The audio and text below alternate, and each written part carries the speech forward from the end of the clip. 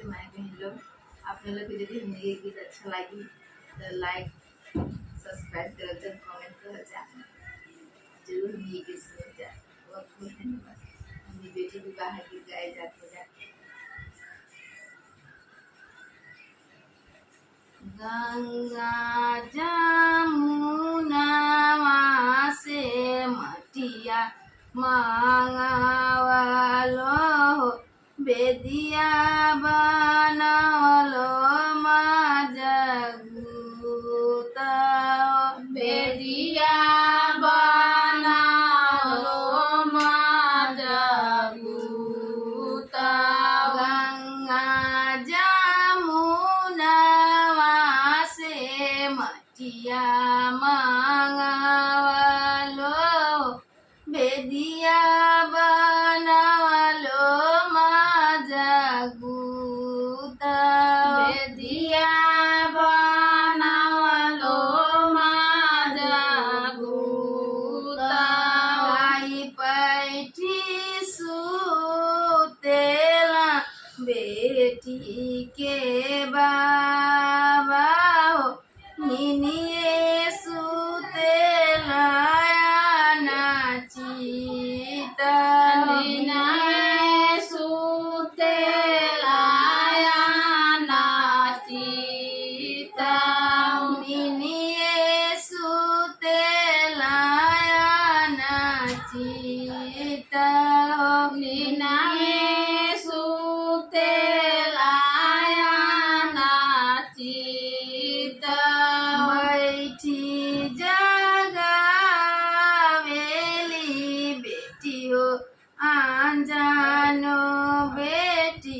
काहे बाबा सुतया नाचिता काहे बाबा सुतेया नाचिता बैठी जगावेली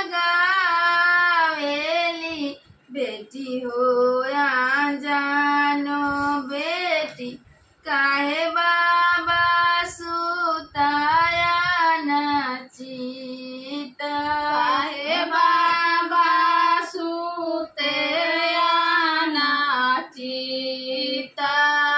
जिनके जे घरे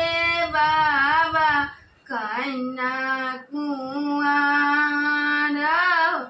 कैसे वो कैसे सुताया नाचिता सेऊ कैसे सुतेया नाचिता जिनके जे घरे बाबा कन्या कुआर सेऊ कैसे सुते नाचिता सेऊ कैसे सुतेया नाचिता किछु बेटी सुतिला किछु बेटी जागिला किछु दहे जावा के सोची दहे जवा के सोचिला किछु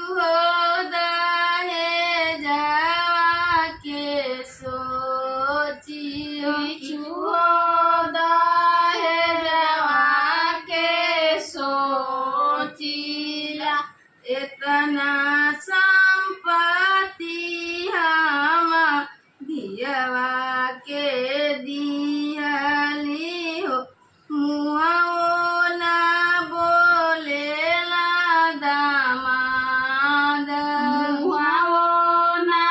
बोलेला दामाद मुँह ना बोलेला दामाद मुहावो ना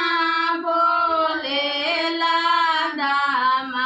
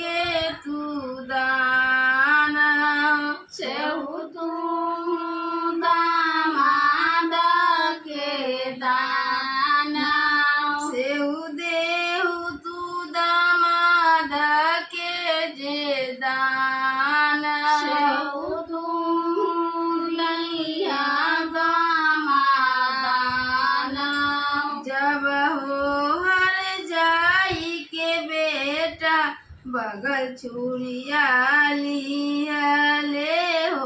निहुरी निहुरी कर प्रणाम निहुरी निहुरी करे प्रणाम जब हो हर जाई के बेटा बगल छुरिया लिया ले हो निहुरी निहुरी कर प्रणाम